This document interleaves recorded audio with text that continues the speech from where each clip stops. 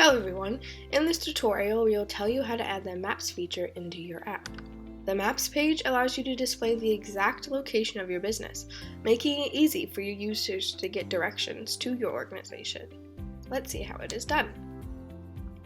Go to our no-code app building platform.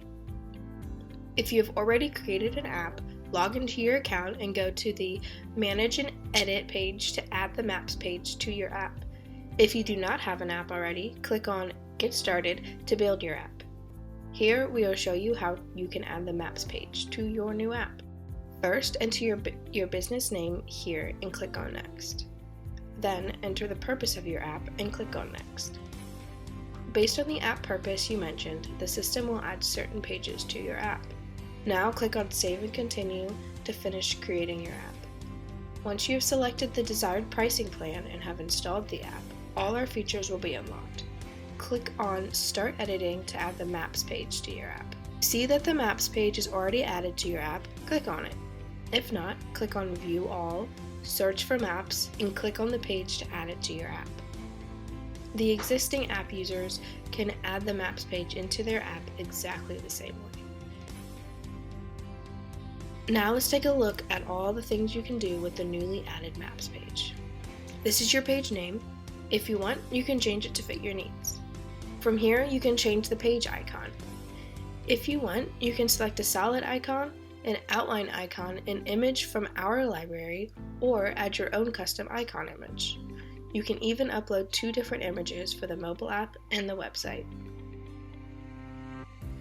Now let's move to the content section. Here's your address menu name.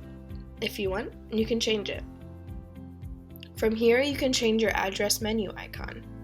You can select an icon from our library or upload your own custom icon, if you would like. Now you can see 2 methods of adding an address: mailing address and latitude and longitude. Let's add an address via mailing address. Enter the complete address in this field. The Google Maps showing your location will open.